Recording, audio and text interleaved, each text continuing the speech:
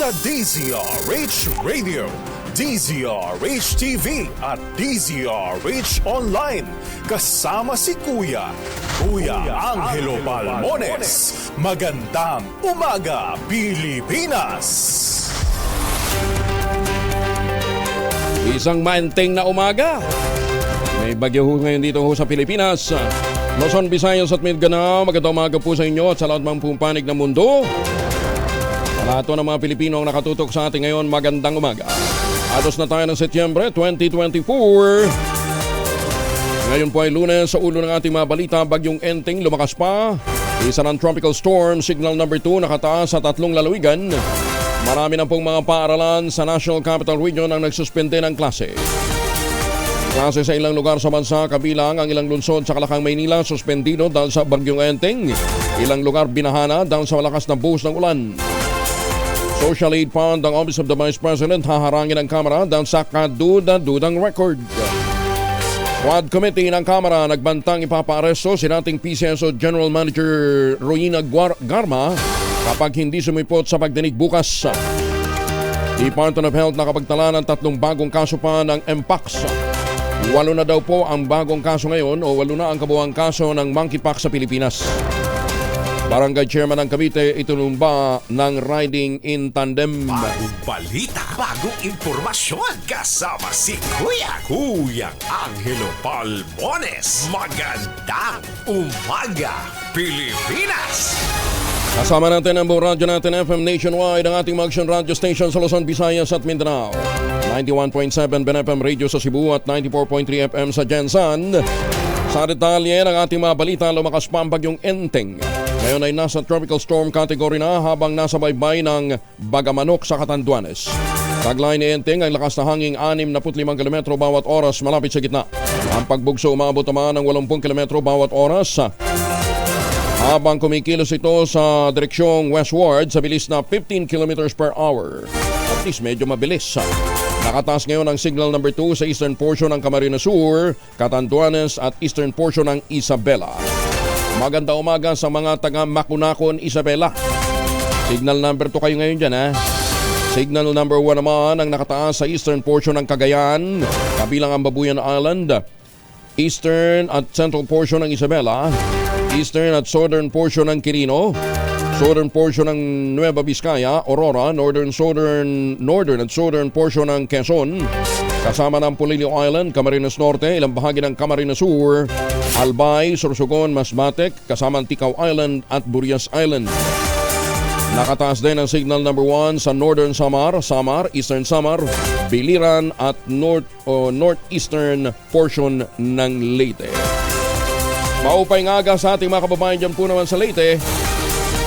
Suspendido na ang klase sa ilang lugar sa Luzon at Visayas dahil sa bagyong Enteng. Sa Region 3, suspendido ang klase sa Angeles, Pampanga, all levels. Public at private sa Bataan, province din, all levels, private at public. Yan din sa San Fernando, Pampanga, all levels, public and private. Sa Region 4A, nagsuspindi na ng klase sa Batangas Province, lahat ng antas, public at private. Ganon din sa Cavite, Rizal, Quezon at Laguna. Sa Region 5, Camarines Norte, all levels public and private. Ganon din sa Camarines Sur at Sorsogon City. Nagsuspindi na rin ang klase, all levels public and private, ang San Pascual, Masbate. Sa Region 6 naman, walang pasok sa Simbalon o Simbalom Antique, all levels private and public din. Para naman sa Region 8, Northern Samar, all levels public and private. Region 12, Kinapawan, North Cotabato, all levels public and private. Sa National Capital Region, yung ibang mga bayan, baka naman gusto ho ninyong agahan ho ang gising at pagbibigay ho ng anunsyo ng suspensyon ng klase. Ang mga wala ng pasok, all levels public and private, Valenzuela, Mandaluyong, Pasay, Parañaque, Marikina, Muntinlupa, Las Piñas, Caloocan, Malabon, Taguig, Manila, Pasig, Quezon City, Navotas at San Juan. Magandang umaga, Pilipinas! Magpapatuloy pa sa mga susunod na araw ang ulan dala naman ng bagyong Enteng. Nilinaw ni Dan Villamil ng Pag-asa na pansamantala lamang ang nararanasang paghupa ng ulan. Sinabi ni Villamil, inaasahang muling magpapaulan ng bagyo ngayong araw sa mga lalawigan ng Camarines Sur, Camarines Norte, Polillo Island at southern portion ng Quezon. Ganyan din uulanin ang ilang bahagi ng Luzon, dala pa rin ang pag-akyat nito sa bansa. Bunsod nito, inaasahang lalakas pa ang ulan sa Northern at Central Luzon habang nagpapatuloy ang paggalaw ng bagyo at mababawasan naman ang ulan sa Visayas. Gabi ng Huwebes, inaasahang makalalabas na ng bansa ang bagyong Enteng. Nilinaw ng Pag-asa na ang nararanasang ulan ngayon ay direktang dala ng bagyong Enteng at hindi dahil sa hanging abagat. Ito ay sa gitna ng nararanasang malakas na pag-ulan sa ilang bahagi ng Metro Manila, Calabarzon, Cagayan, Isabela, Quirino, Aurora, Southern Samar, Leyte at iba pang mga lugar sa bansa. Sinabi ng weather forecaster na si Dan Villamil, kung lakas ng ulan ang pag-uusapan, hindi na ito tulad ng bagyong Karina na pinalakas ng habagat. Sinabi pa ng Pag-asa, inaasahang mananatili naman ang bagyong Enteng sa kategorya nito bilang isang tropical storm hanggang bukas Martes at posibleng lumakas pa sa severe tropical storm sa Miyerkules. Para po as a comparison, no? So itong mga pag-ulan nating nararanasan ngayon, direktang epekto na ng bagyo. So yung mga pag-ulan nating naranasan nung nakaraan, yung habagat po yun na inanhan si Karina. So ngayon po, direktang pag-ulan na po ito ng bagyo. So posible pong maihalin tulad, pero in a degree of severity po, hindi po naman natin nakikitaan ng ganun kalakas na pag-ulan yung ating inaasahan dito sa Metro Manila area. Nakasambay na si Dan Villamil. Wala pa? Sam Villamil. Samantala, nagpalabas na ng heavy rainfall warning ang Pag-asa sa mga sumusunod na lugar. Dulot pa rin ang bagyong Enteng. Okay na? Si Sam? Okay. Sam, good morning. Good morning po, Sir Angelo, at sa ating mga tagapakinig dito sa DZRH. Kaninang 1:00 ng umaga, huling namataan itong sentro ni bagyong Enteng dito sa dagat baybayin ng Vinzon sa Camarines Norte. Isa pa rin itong tropical storm na may taglay na lakas ng hangin na malapit sa gitna na umaabot sa 65 km per hour at pagbugso na umaabot sa 80 km per hour. Kasalukuyan itong gumagalaw pahilagang kanluran sa bilis na 30 km per hour. At ngayong madaling araw, nakataas pa rin itong tropical cyclone wind signal number 2 sa northeastern portion ng Camarines Norte, northeastern portion ng Camarines Sur, Catanduanes, eastern portion ng Cagayan, at sa eastern portion ng Isabela. Signal number 1 naman ang nakataas sa southern portion ng Batanes, Apayao, eastern portion ng Kalinga, eastern portion ng Mountain Province, eastern portion ng Ifugao, sa nalalabing bahagi ng Cagayan, kabilang na ang Babuyan Islands, nalalabing bahagi ng Isabela, Quirino, eastern portion ng Nueva Vizcaya, Aurora, northern at southern portions ng Quezon, kabilang na ang Polillo Islands, rest of Camarines Norte, rest of Camarines Sur, Albay, Sorsogon, at ang northern portion ng Masbate, kabilang na ang Ticao at Burias Islands. Kaya sa mga lugar na ito, especially sa mga areas na may nakataas itong wind signal number 2, patuloy tayong maging handa sa mga banta ng malalakas na hangin na dala ni bagyong Enteng. In terms naman of yung mga pag-ulan na dala ng mga rain bands na nasabing bagyo, nasahan natin malaking bahagi ng Luzon ngayong araw at ilang areas ng Visayas makakaranas ng mga malalakas na pag-ulan na dala ng rain bands ng bagyo. For the next 24 hours, pinaka-maapektuhan ng rain bands ng bagyo itong areas ng Camarines Norte, Camarines Sur, Albay, Polillo Island at sa southern portion ng mainland Quezon. Kaya sa mga lugar na ito, asahan po natin itong torrential range, ito yung mga matitinding pag-ulan. Kaya patuloy tayong maging handa at alerto sa mga banta ng pagbaha at pagguho ng lupa. Nasarad natin ang patuloy na pag-iral ng habagat na magdudulot naman ng mga pag-ulan sa kanurang bahagi ng Luzon at Visayas for the next 24 hours. Sa kalagayan natin karagatan, may gale warning tayo nakataas sa ilang seaboards ng southern Luzon at ng Visayas. Kaya sa ating mga kababayang mangingisda at may mga maliliit na sasakyang pandagat sa mga lugar na ito, kung maaari ay huwag po na tayong pamalaot dahil patuloy tayong makaranas ng maalon hanggang sa napakaalong karagatan na dala ni bagyong Enteng. At yan lamang po ang latest mula dito sa Pag-asa Weather Forecasting Center. Dan William Ilagulat. Dan, Opo, sir. dito sa video na nakikita namin, may papasok na mga, parang heavy clouds. Ito ba yung isa pang bagyo na minomonitor So, nyo? sa kasalukuyan, wala naman tayo minomonitor na iba pang wala. na iba pang low pressure area sa ng panahon. So, ito po yung habagat, no? Ito makikita natin. Ito po yung mga kaulapan sa kanurang bahagi ng ating bansa. Ito po yung habagat na hinahatak ni Bagyong Enteng. Nako, kaya pala magtutuloy-tuloy yung ulan. Opo, except po dun sa mga eastern section, ito pong western section rin makakaranas sa mga pag-ulan na dala ng habagat ngayong araw. Nako, tapos tumbok pa naman ito, bandang Mindanao din, oh. Opo, inasa naman para sa mga sunod na araw, mas improving weather conditions dito sa Mindanao area. Pero for the next 24 hours po, inaasahan natin dahil sa pahilagang galaw nitong generally northwestward na pagdalo nitong bagyo, ilang areas na rin po ng northern at central Luzon makakaranas ng mga malalakas na pag-ulan na dala ng rain bands ng bagyo. Okay, sige. Ingat din, Dan, ha? Wala na naman tulugan dyan. Opo, wala ka po. Sige, ingat, ha? Vitamin C, dagdagan. Thank you, Dan. Salamat po, magandang umaga. Si Dan Villamil mula po sa Forecasting Center ng Pag-asa. Maganda umaga, Pilipinas! Ulitin ko lang, ha, nakataas ngayon ang red warning ng mga pag-ulan dahil po sa bagyong Enteng sa Albay at Camarines Sur. Sa ilalim nito, inaasahan na matinding pagbaha sa mga flood-prone areas habang mataas din ang tsansa ng pagguho ng lupa. Orange warning naman ang nakataas sa Sorsogon, Masbate, kasama ang Batuan, Claveria, Monreal, San Fernando, San Jacinto, San Pascual at Catanduanes. Dito naman inaasahan na banta ng pagguho ng lupa at pagbaha sa mabababang lugar at malalapit sa mga ilog.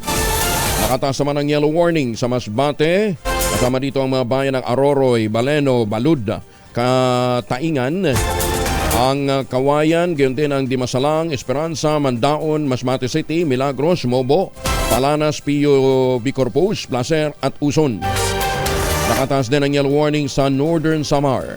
Sa mga nabanggit na lugar, asahan ang banta ng pagbaha sa mga mabababa at mga malalapit sa ilog. Samantala, mahina naman hanggang sa minsan ay malalakas na pag-ulan ang nakakaapekto ngayon sa Oriental Mindoro, Marinduque at Romblon na posibleng tumagal ng hanggang 3 oras at makakaapekto sa mga kalapit na lugar. Ay, Mayor Guard Montojo ng Romblon, magandang umaga po sa inyo, ha? Pambing Solis. Umabot naman laglag-lagpos sa ulo ang tubig baha na naranasan sa ilang barangay ng Naga sa Camarines Sur dulot ng bagyong Enteng. Ayon sa ulat ni Maria P. Mariscal ng Radyo Natin Naga, Barangay Concepcion Grande ang nagkaroon ng pinakamataas na tubig baha dahil sa pag-apaw ng mga ilog. Maging sa may isang hotel sa Magsaysay Street, pinasok na rin ang tubig dala ng pagtaas ng tubig sa kalapit na tulay. Sa kabuuan, sinabi ng Radyo Natin Naga sa DCRH na halos lahat ng barangay sa Naga pati ng mga kalapit na lugar ng Camarines Sur ay inabot ng tubig baha dulot ng magdamag na pag-ulan. Inikot naman daw ng Naga City Local Government Unit ang mga lugar na binaha para dalhin ang mga residente sa mga evacuation center. Sa ngayon, nakahanda na ang evacuation center sa nanakalaan para sa mga designated barangay sakaling lumala pa ang sitwasyon. Monitor din natin yung sitwasyon ng Lahara dahil alam naman natin na patuloy po yung aktibidad dyan ho sa paligid po ng Mayon. Hindi na natawiran ang mga kalsada sa mga paunaing lansangan ng Catanduanes dahil naman sa paglalandala ng bagyong Enteng. Iniulat sa DCRH ni Mark Matira, Operation Head ng DRRMO sa Vera, Catanduanes. Dala ng malakas na buhos ng ulan na puno ng tubig ang daanan at pansamantalang hindi na ito available para sa mga motorista. Pero makalipas naman ang ilang oras, sinabi ni Matira, bahagyang bumaba ang level ng tubig at nadaraanan na medyo malalaking sasakyan. Pinakatinamaan ng bagyo sa Catanduanes ang hilagang bahagi ng lalawigan, partikular na ang bayan ng Pandan. Sa ngayon, bine-verify pa nila ang bilang ng mga evacuee sa kabuuang pinsala, lalo't patuloy pa rin ang pag-ulan sa lugar. Ingat po sa lahat ng ating mga kababayan na nasa mga flood-prone areas. Kung hindi pa ho kayo nakakalikas, maging alerto po tayo, ha? Mahirap na. Tumaas naman ang 32.32% ang gross gaming revenue ng Philippine Amusement and Gaming Corporation o PAGCOR sa second quarter ng taon. Ayon kay PAGCOR Chair at CEO Altenco, sumipa ang GGR sa 89.23 billion pesos. Mas mataas na higit na 32% kumpara sa 67.43 billion pesos na naitala sa katulad na panahon noong 2023. Mas mataas din ito ng 9.21% kumpara sa 81.7 billion pesos na naitala nitong first quarter. Sinabi ni Tenco na dahil ito sa electronic games o e-game sector kung saan lumaki ang top line nito ng higit 6 na beses na isa ring bagong record high. Sinabi ni Tenco na nakapagtala ang e-game sector ng impressive na 525% increase. Nagbigay ng 30.85 billion pesos na kita mula sa dating 4.93 billion pesos lamang na naitala nung nakalipas na taon. Bagong balita, bagong impormasyon. Kasama si Kuyang Angelo Palmones. Magandang umaga, Pilipinas! Alas 4:20, apat ng sugatan, 2 nawawala dahil sa landslide sa Northern Samar dahil pa rin sa bagyong Enteng. Detalye ng balita mula kay Jane Galit Bantayan, Aris 34. Jane, good morning! 4 naman ang naitalang sugatan, 2 ang nawawala o missing sa isang landslide kahapon ng alas 4 sa Purok 1, Barangay Santo Niño Biri, Northern Samar, sanhinang patuloy na pag-ulan dahil naman sa bagyong si Enteng. Kinilalang mga nasugatan na sila Maricho, 64 anyos, isang nakilalang sa pangalan na si Lucia, 56 anyos, Eugenia, 42 anyos, isang guro, at Mea, 8 taong gulang, grade 2 pupil. Samantalang mga naitalang missing o nawawala ay kinilala na sila Federico Galvan Sabangan Sr., 76 anyos, residente ng Barangay Santo Niño Biri, Northern Samar, at Federico Acuña Sabangan Jr., 29 anyos. Sa inisyal na report ng PNP Biri na rumisponde doon sa lugar, tinatayang na sa 14 na mga bahay ang napinsala ng nasabing landslide kahapon. Samantala agad naman na dinala sa Biri District Hospital ang mga nasugatan na kasalukuyang ginagamot. Patuloy ang ginagawang search and rescue retrieval operation ng otoridad. Mula sa Action Radio Katarman sa lalawigan ng Northern Samar, RH34 Jane Galit Bantayan. Una sa Pilipinas, una sa Pilipino. Daghang salamat, Jane Galit Bantayan. Magandang umaga, Pilipinas! Ay, teka muna, may lindol yung manig sa Sarangani, Davao Occidental ay umaga, magnitude 5.8. Inuulit natin, medyo may kalakasan po itong lindol na ito. Magnitude 5.8 na lindol ang manig sa Sarangani, Davao Occidental. Antabayan po ninyo malita. Flash Report! Flash Report! Alas 4:22 ang oras. Mahiwagan tunog! Balik mahiwagang tanog tayo ngayong umaga. Gulat naman ako. Hindi ho bumabagsak na kung ano man yan dahil ho sa pagbaha. Mahiwagan tunog po yan, ha? Wala, teka nga, ano ba yung clue na ibinigay sa atin, ha? Ito. Okay. Yung isang item na nilagay dyan ay ginagamit sa mga tindahan. Ginagamit kadalasan daw po ito sa mga tindahan. Ay, meron din ito sa airport pagka bibiyahe ka, di ba? Para malaman kung overload. Ang higpit pa naman ng ibang mga airline, di ba? Isang item dyan ay ginagamit po sa mga tindahan at madalas din ginagamit sa mga airport. Ang inyong mga sagot, kinakailangan po ninyo ipadala sa 0919-282-6485. Sundin ang tamang format ng pagte-text, ha?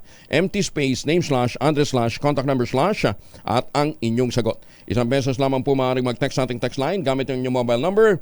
Sa mga sasali online, kinakailangan pong meron kayong sharer badge. Yan po ang ating mahiwagang tunog. Yan. At syempre, pagka bibiyahe ho kayo, dapat mag-shower muna gamit ang Shield Bath Soap. Magandang umaga, Pilipinas! Nasa 12,000 grade school o mga high school student naman sa 70 public school sa buong bansa ang nabigyan ng back-to-school kits mula sa SM Store. Katuwang ang mga customer nito, SM Stationery, SM Foundation at World Vision. Sa ilalim ng Store, Shop and Share for Education program ng SM, Maaaring direktang makasuporta para sa programa ang kanilang mga customers sa pamamagitan ng pagbili ng back-to-school kits na halagang 100 piso. Ito ay sa pamamagitan ng kada minimum single receipt na 3,000 pesos sa partikular na SM Store. Maraming salamat po sa mga taga-SM ha. At lalong-lalo na sa kanyang mga customers. Kabilang sa mga nabigyan ng school supplies, ang 1,350 naman estudyante mula sa Mandaue City Central School, Mandaue City SPED Central School, Opaw Elementary School at Umapad Elementary School. Catriona Gray naman, sobrang na-trauma nang ito'y manakawan daw po sa London. Detalye na balita mula kay Gorgie Rula. Gorgie, good morning! Talagang na-trauma ang Miss Universe 2018 na si Catriona Gray nang ninakawan siya noong nakaraang Sabado sa London. Ipinost ni Catriona sa kanyang Instagram story ang picture ng kotse na sinasakyan nila na binasag ang bandang likuran at nakuha nga ang laman doon. Natangay ang mga gamit nila sa loob pati ang kanilang passports. Kasama ni Catriona ang kanyang magulang na kumain nun daw sila sandali sa isang restaurant bago tumuloy ng airport. Pagbalik nila ay yun na nga ang nangyari sa kotseng sinasakyan nila. Kaya hindi natuloy ang biyahe nila pabalik ng Australia. Nakakuha na rin daw ng temporary passport sa Australia Embassy ang magulang ni Catriona at ang beauty queen naman ay nakakuha na rin daw ng temporary Philippine passport. Pero wala pa silang update kung kailan na sila babiyahe patungong Australia. Hindi na rin sila umaasang mahuli pa o ma-retrieve ang mga mahahalagang papeles kagaya nga ng kanilang passport. Malaking leksyon daw yun sa kanila pero talagang na-trauma ng bonggang-bongga itong si Catriona sa karanasang iyon. Mula sa kauna-unahan sa Pilipinas, DZRH, una sa Pilipinas, una sa Pilipino. Maraming salamat, Gorgie. Totoo ho yan. Ganun ho katindi ang problema ng kriminalidad, lalo na crime against property. Sa London, sa Paris, mismo ho yung mga driver ho mismo ng inyong gagamiting sasakyan na nagbibigay ng babala. Huwag kayo mag-iwan. Hindi talagang titira ka. Ultimo sa parking area.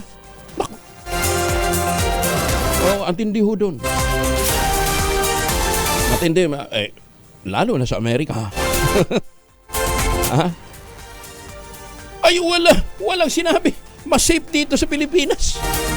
Sa mga nagtatanong dyan po sa Pateros, magandang umaga po sa mga taga-Pateros. Ala na rin pasok. Pwede na rin matulog ang mga bata all levels, public and private. Ala ng pasok sa Pateros. Haharangin naman ng ACT Teachers Party Representative na si Franz Castro ang hinihinging pondo para sa susunod na taon ng Office of the Vice President, partikular ng pondo para sa social aid. Dahil sa kaduda-duda nitong paggamit ng inilang budget noong nakarang taon. Sinabi ni Castro na hindi na rin dapat pagkatiwalaan ang kaduda-dudang paggasta ng Vice Presidente na si Inday Sara kung saan unang iniutos ng Commission on Audit ang pagsasauli ng 73 milyong pisong confidential fund na hindi pinahintulutan dahil sa hindi tamang paggastos. Ayon kay Castro, malinaw naman sa findings ng COA, kung hindi kayang i-manage ng tama ang 73 million pesos na confidential fund, paano pa daw mapagkakatiwalaan sa mas malaking halaga? Sa huling budget briefing, sinabi ni Castro na nabigo din si VP Inday na may paliwanag kung paano ginastos ang pondong ito mula sa buwis ng mga mamamayan. Tinangka naman ang tanggapan ng Office of the Vice President na pigilan ng Commission on Audit na isumite sa Kamara ang ulat na naglalaman kung paano ginastos ang 125 million pesos na confidential fund sa loob ng 11 araw noong 2022. Ay naman ito kay Congresswoman Jinky Beatrix o si Congresswoman Gerbil Luistro ng Batangas. Pinaperuhan naman ni Luistro ang COA sa pagkilala nito sa kapangyarihan ng Kongreso na suriin ang audit report kung saan ninatasan nito ang Office of the Vice President na isuuli ang 73 million pesos sa 125 million pesos na confidential fund dahil naman sa konsenableng paggastos. Ayon kay Luistro, ang tangka ng OBP na harangin ang pagbibigay ng COA ng ulat na ito sa Kongreso ay may tuturing na suppression of public information. Ginit pa ni Luistro na sa ilalim ng konstitusyon, merong kapangyarihan ng Kongreso na himayin kung paano ginagastos ang ahensya ng gobyerno kasama ang Office of the Vice President, ang pera ng taong bayan at ito'y mahalagang bahagian niya ng sistema ng check and balances sa isang demokratikong gobyerno upang matiyak na tama ang ginagawang paggastos.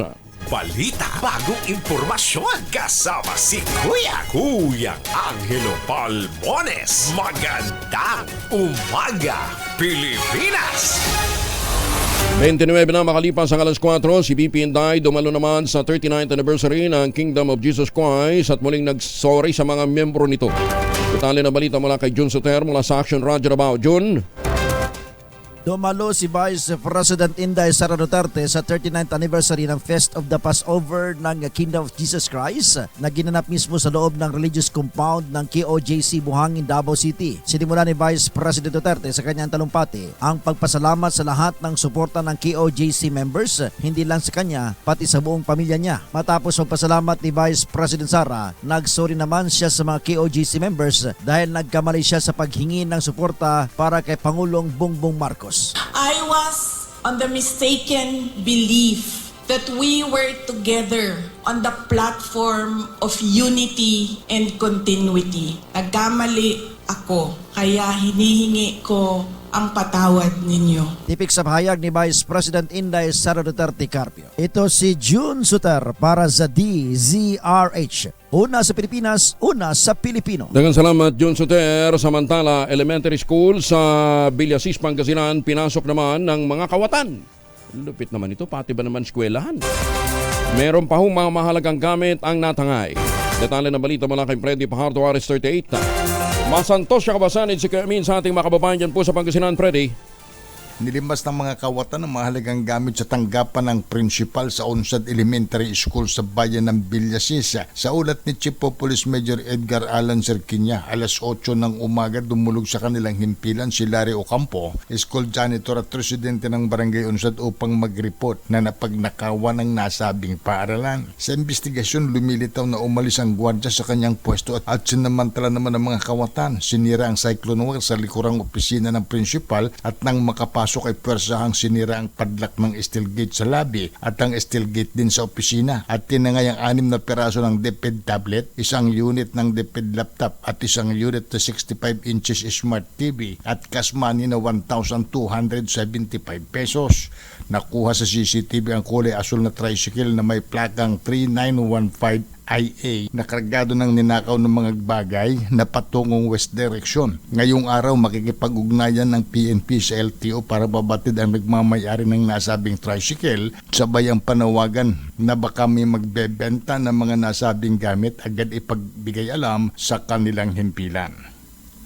Ito si Freddy Pajardo, Aris 38, tag-uulat para sa DZRH, una sa Pilipinas, una sa Pilipino. Maraming salamat, Freddy. Samantala, sanib-puwersa naman ang Bureau of Customs at ang Department of Agriculture sa pagharang sa iligal na pagpasok sa bansa ng 3,000 at 200 karton ng imported na orange. Nagkakahalaga ito ng 8.4 million pesos. Nagbula sa Thailand ang naturang shipment at ipinasok sa bansa sa pamamagitan ng Manila International Container Port o MICP. Pero nabatid na wala palang import sanitary clearance ang kargamento mula sa Bureau of Plant Industry. Napagalaman din na walang sanitary at phytosanitary import clearance ang mga imported na orange. Kailan para maging questionable kung ligtas ba itong kainin at kung ligtas ba sa lokal na ecology ng Pilipinas. Isinailalim na sa condemnation proceedings ang mga produkto alinsunod sa Department Order Number 9, Series of 2010 and Department of Agriculture upang masiguro na hindi na ito may bebenta sa lokal na merkado. Ang hakbang na ito ay alinsunod sa pangako naman ni Customs Commissioner Benvenido Rubio na tulungan ang administrasyon na labanan ang smuggling, protektahan ang kalusugan ng publiko at ang lokal na industriya.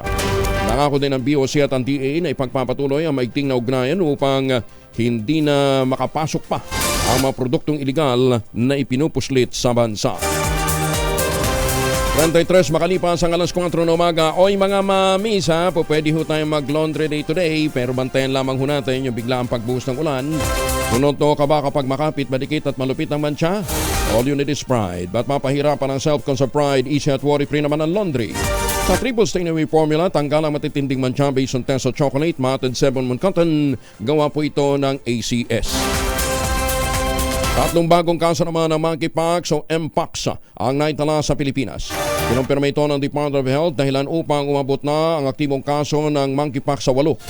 Batay sa datos ng ahensya, nasa edad 29 at 34 years old ang mga bagong pasyente. Dalawa sa kanila ay mula sa National Capital Region, ang isa naman ay mula sa Calabar Zone o Region 4A. Walang travel history ang tatlong pasyente, ngunit nagkaroon ng sexual contact ang dalawa sa kanila sa higit na isang partner, habang isa naman ay may skin-to-skin sexual contact naman sa isang taong may sintomas din ng sakit.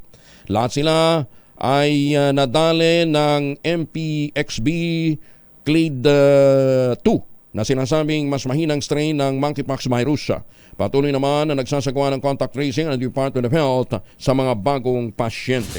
Magandang umaga, Pilipinas! Isa sa pinakamalaking shipment ng shabu sa Look, Sulu na intercept ng PNP at Armed Forces, 13.6 million pesos na shabu naman ang nakumpiska. Detalye ng balita mula kay Jun Di Makuta, RH19. Assalamualaikum, Jun. Magandang umaga, Pilipinas. Na-intercept ng joint elements ng PDEA Sulu at ng Luok MPS ang isa sa pinakamalaking shipment ng shabu na may market value na 13.6 million pesos na nakatakda na sanang i-transport mula sa fishport ng Barangay Tanda, Bato, Luok, Sulu palabas ng Sulu Province.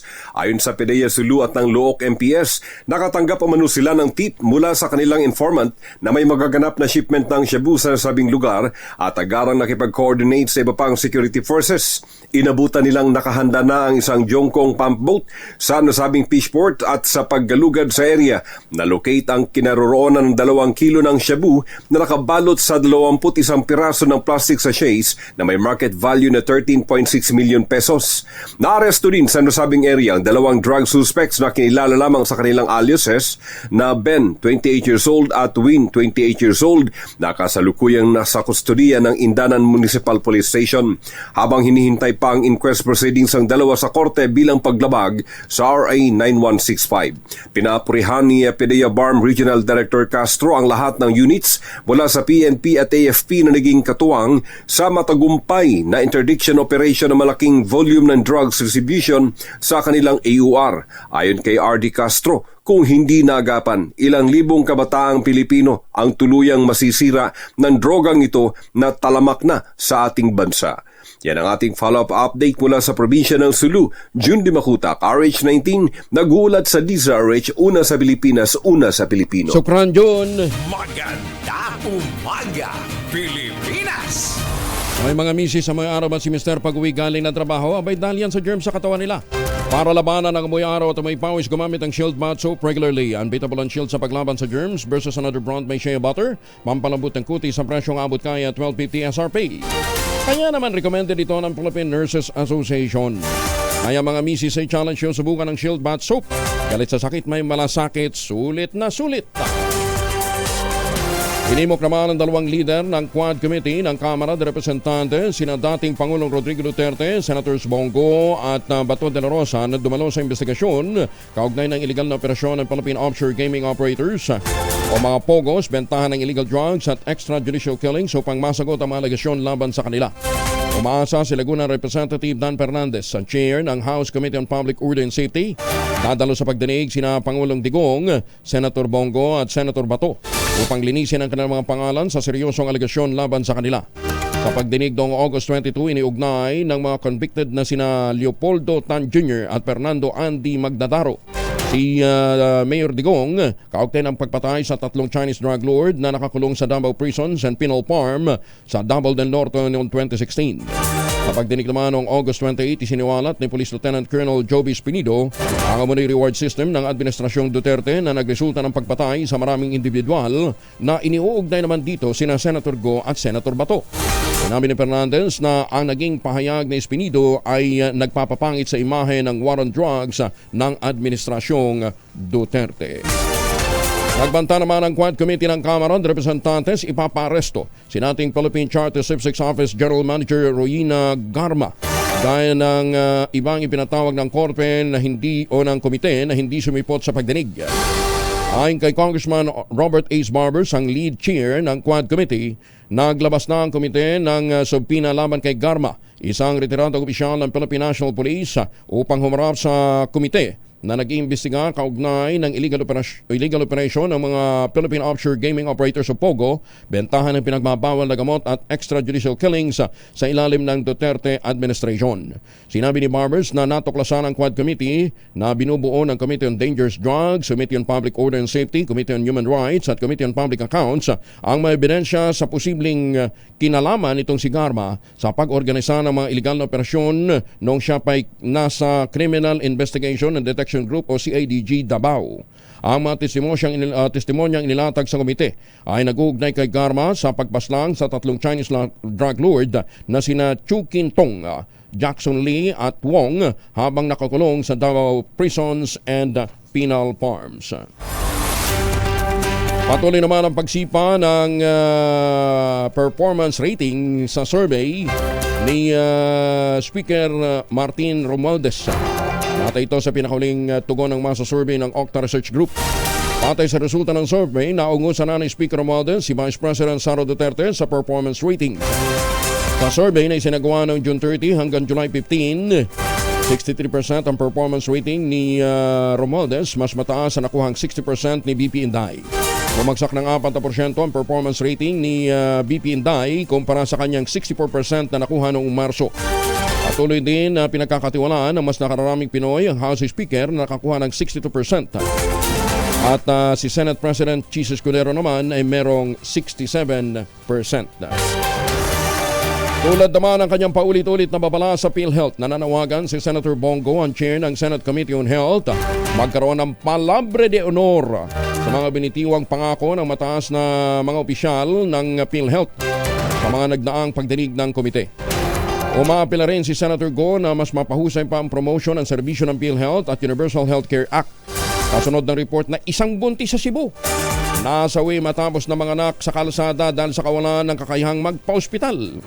Ikinalungkot ng senador ang nasabing insidente dahil kung alam lamang ng biktima ang serbisyong libre na ipinagkakalob ng pamahalaan, ligtas sana ang buhay nito at ng kanyang sanggol. Sa kanyang social media account, inilunsad ni Senator Bongo ang seryeng Bantay PhilHealth para himayin punto por punto sa ang kanyang mga ipinapanukala, kabilang na ang pagpapaganda ng serbisyo at benepisyong natatanggap ng mga pasyenteng Pinoy. 41 na makalipas ang alas 4 ng umaga. Ginang nahulihan naman ng droga kalaboso sa Orani, Bataan. Detalye ng balita mula kay Danny Kumilang. Danny, good morning. Kalaboso ang 33 anyos na ginang matapos makumpiskan ito ng illegal na droga sa Barangay Pantalan Luma, Orani, Bataan. Sa ulat ng Orani PNP, sinita ito ng mga barangay tanod sa lugar dahil sa ginawa nitong pag-iiskandalo, kaya napilitang tumawag ng PNP ang mga tanod sa lugar. Nagulat ang PNP nang sitahin ito dahil nakumpiskan ito sa pag-iingat ito ng plastic sachet na naglalaman ng shabu. Sinabi nitong naaresto suspect na residente ng Barangay Mulawin, Orani, na gumagamit siya ng droga kahit nagpapasuso siya ng kanyang sanggol na anak. Umiinom lamang daw siya ng maraming tubig matapos gumamit ng droga, saka pasususuhin niya ang kanyang anak na sanggol. Inamin din ito na nakikiporsyento lamang siya sa mga nagpapabili sa kanya ng shabu, kaya nagagawa niya gumalaw sa ipinagbabawal na droga. Ang nadakip na ginang ay nakatakdang sumailalim ngayong Lunes sa inquest proceeding sa Prosecutor Office sa kasong paglabag sa Comprehensive Dangerous Drug Act of 2002 RA 9165. Danny Kumilang, RS37 DCRH, una sa Pilipinas, una sa Pilipino. Maraming salamat na Danny. Naku, lupit namang nanay nun. Maganda umaga, Pilipinas! Ay, de lahat ng kanyang mga sininghot, di nasusunod ng sanggol. Ay, naku naman. Oh. Ay, baka may mga importanteng lakad ho kayo, ha? Doon ho sa mga estudyante, walang pasok ang ramihan ho ng mga eskwelahan sa Metro Manila. Magbaon ng proteksyon laban po sa mikrobyo. 2 formulation ng family alcohol na pwede nating pagbilian. Yung family, 70% isopropyl alcohol, especially prepared for clinics, hospital, pharmacies, laboratories, pero okay na okay din po yan sa mga households. Very effective sa disinfection at sterilization. Ganyan ang bagsik ng family, 70% isopropyl alcohol, maghapon man natin gamitin, no problem. Hindi po manunoy ang ating mga kamay dahil meron po itong moisturizer. Yun namang mabangong family rubbing compound improvement cologne. Ayun po yung mabangong isopropyl alcohol na gamit ho ng mga masahista, mga barbero, mga doktor, mga nurse, mga komendro, Madrona. Gamit yan for sponge baiting and other cleansing purposes. Family wrapping alcohol, parang DCRH yan, subok na sa mahabang panahon, mabibili sa namang butik at convenience stores nationwide. Family wrapping alcohol, hindi lang pampamilya, pang sports pa. Ay, magagandang umaga po sa mga magagandang kumadrona natin, ha? Kumusta na po kayo? Ang LTO umatras sa paghuhuli sa mga motoristang gumagamit ng temporary plate. Sama naman daw, sabi naman po ni Senator Francis Tolentino, pagbigyan. Detalye na balita mula kay Raymond Dadpa, Saras 28. Raymond, good morning. Nararapat lamang ang desisyon ng Land Transportation Office na iatras ang petsa ng plano nilang paghuli sa mga gumagamit ng mga motorsiklong may temporary o improvised plates. Ito ang paniniwala ni Senate Majority Leader Francis Tolentino matapos i-anunsyo ng LTO na iniurong na sa December 31 ang dapat ay September 1 na paghuli ng LTO. Ayon kay Tolentino, walang lohika ang naunang memorandum ng LTO dahil hindi kasalanan ng mga ordinaryong riders kung wala silang official plate. Dahil mismong LTO ang may milyong backlog sa plaka ng mga motorsiklo. Naunang sinita ng senador ang LTO Region 7 sa planong paghuhuli, ngunit ito pala ay nakabatay sa Memorandum VDM 2024-2721 ng LTO.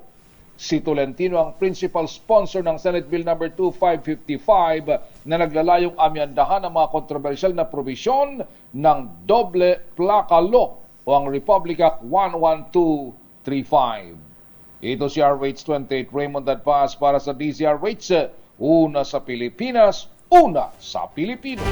Maraming salamat, Raymond. Ay, LTO dyan sa Mindanao, sana narinig nyo yan, ha? Lalong-lalo na yung mga enforcers nyo, ha? Yung mga flying squad. Hindi dapat flying squad ang tawag doon, hiding squad. Nagtatago kung saan-saan, tapos biglang susulpot na lang. Kahit nasabihin mo, hindi, kasalanan ba naman namin wala kaming plate number? Punta kayo doon sa opisina namin. Doon kayo mag-explain. Ayun, ayaw mo ng perwisyo. Alam nyo na. Pangkape. Pinapayagan na ni Agriculture Secretary Francisco Q. Laurel Jr. ang pagtatransport ng mga baboy mula sa mga lugar na apektado ng African Swine Fever o ASF. Ayon kay Secretary Laurel, ito'y para mabawasan ang kakulangan ng supply ng baboy sa gitna ng inaasahang pagtaas ng demand sa ngayong holiday. Ay, naku, salamat naman. Dapat matagal na ho ito. Inaprobahan ng kalihim ang nasabing hakbang matapos na magpetisyon ang Regional Agriculture and Fishery Council ng Region 4A, mga Provincial Veterinarian ng Cavite, Laguna, Batangas, Rizal at Quezon. Sa ilalim ng bagong circular, ang pagtatransport ng mga baboy sa labas ng 500 meters hanggang 1 kilometer radius mula sa mga ASF-infected area ay pwedeng payagan ng munisipalidad o lungsod basta't mapapatunayang malusog ito at negatibo sa ASF. Ang problema lang, Secretary, marami ho doon sa mga apektadong lugar na ang baboy ay okay naman, naibenta na po ng palugi. Kailangan din na ang mga baboy ay direktang dalhin sa lugar kung saan ito ay diniklarang dadalhin at dapat na agarang makatay ang lahat ng mga ito sa loob ng 24 oras pagdating sa isang slaughterhouse. Pero okay na rin ho yan, Secretary. Thank you. At least kahit paano maiibsan ho yung sakit ng loob ng mga magbababoy. Region 8 may pinakababang barangay sa buong bansa na apektado ng illegal drugs ayon naman sa PIDEA. Detalye na balita mula kay Jimmy Angay-Angay, RH32, maupay nga agad, Jimmy. Ang Region 8 ang may pinakababang mga barangay sa buong bansa na apektado sa illegal na droga.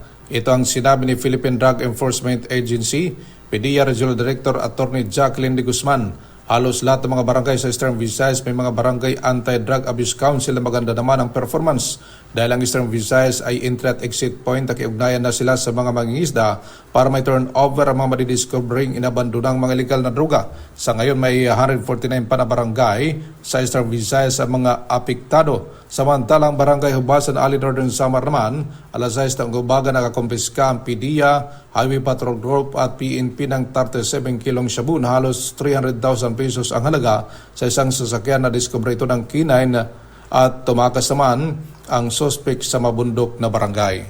Mula dito sa DY Vilaxon Radyo Tacloban, ito si Arstratito Jimmy Angay-Angay para sa DZRH o nasa Pilipinas o nasa Pilipino. Daghang salamat, Jimmy Angay-Angay. Maganda umaga, Pilipinas! 48 minutos, suman mo lumay ang alas 4 sa buntag. Ayan ha, sa lahat ng mga suki natin dyan sa Visayas at Mindanao. Amping be mo ha, halong kamudra sa Negros ha. At pero paalala naman ho natin, anytime pwede naman ho mag-take ho ng Ultabayo.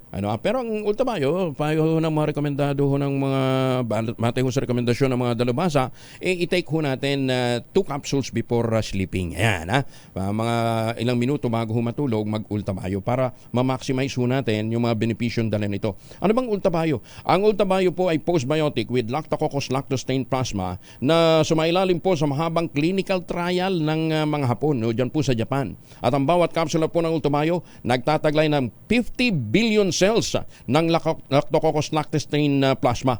Kaya naman pagpasok po nito sa ating katawan, ina-activate po yung commander ng ating immune system, yung plasmacytoid dendritic cell. Ayan. At yan po nagtataboy nung pong mga toksin sa ating katawan habang tayo po'y natutulog. Kaya tumutulong pa ho ito para magkaroon tayo ng magandang tulog, para magkaroon ka ng panibagong lakas, sapat na lakas sa kinabukasan. Yan ha. At itinataboy nga nito yung mga toksin sa ating katawan, kaya nare-rejuvenate po yung ating, napapalakas po nito ang ating immune system. Ayan, alam naman natin na pagka malakas ang immune system natin, kahit pa ho anong mga virus ang dumating dyan at kumalat sa paligid, hindi tayo basta-basta tatablan dahil matatag ang ating immune system. Ang Ultimayo ay kauna-unahang postbiotic food supplement na rekomendado ng mga doktor, rehistrado sa Food and Drug Administration, at ito po ay halal certified. Available po ito sa Lazada at Shopee. Siguraduhin lamang galing po ito sa Theoxis Health Ventures. Para po sa mga concerns po ninyo, po pwede ko kayong tumawag sa 0917-110-6580. Any question under the sun, pwede hong masagot ng mga eksperto natin. Available din po yan sa Mercury Drug, Amesco Drug, Pasmed Pharmacy, John's Pharmacy, at Curamed. Muli, ang mahalagang paalala po natin, ang Ultimayo ay hindi po gamot at hindi dapat gamiting panggamot sa anumang uri ng sakit. Maganda umaga, Pilipinas! At para ho naman sa mga suki natin dyan sa abroad, talagang maigting ang pagpapractice ngayon ng ng Midnight Singers natin ha. Ayos ha, talagang pinaghahandaan nila ng gusto ang kanilang nalalapit na concert next year dyan po sa Philippine Arena. Wala pang petsa, pero sold out ng ticket. Congratulations. Kita naman ninyo mabirit ni Sir Art ni Boss Manny at saka ni the Debonair June Yambao. Maganda umaga, Pilipinas! Happy birthday kay Boss Nolet Ojeda, ang class professional photographer ng class Mapitagan o class 80 po ng PMA ha. Kahapon naman ang ang birthday ni Munching Miorgas. Kahapon ba nung August 31? Anyway, maganda umaga po sa lahat po ng ating birthday celebrators ngayong araw na ito. At congratulations nga pala ha sa anak po ni Dr. Jessica D. Dalawang doktor niya na ha. Si Dr. Jenny D. Graduate po sa Ateneo de Manila University Medical School. Congratulations ha. Pogi si Doc Kenji yan ha. Congratulations Dr. Jenny D. Yan, board exam na lang inintay pero flying colors so siguradong kalalabasan ho nito ha. Yan, Dr. Jenny D. Ka-birthday ko ho yan kaya hindi ho kanya naglalayo sa looks. Kawawa naman si Dr. Jenny. Na-insulto pa umaga. Magandang umaga din kay Mayor Senny Mendoza dyan po sa Talisay, Batangas. Ingat po kayo sa inyong pagbiyahe dito sa Metro Manila. Magandang umaga din kay Justice Max de Leon. Justice Max, kumusta ka na ha? Ng Court of Appeals at kay Kong Ador Plato dyan po sa Bulacan. Magandang umaga po sa inyo. At congratulations din po sa ating mga economic advisor. Alam ba ninyo, sa pinakahuling competitive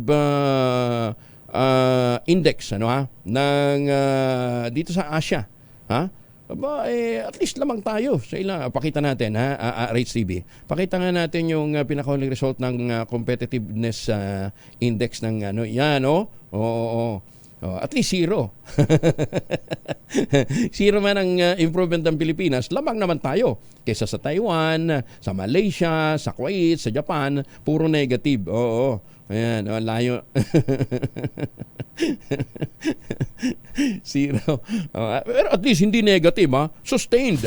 Magandang umaga, Pilipinas! Batiin din na natin si Boss Emil Sarmiento, si Edmond Tan, si Kong Harry Mantele, at si Boss Nicky Bart.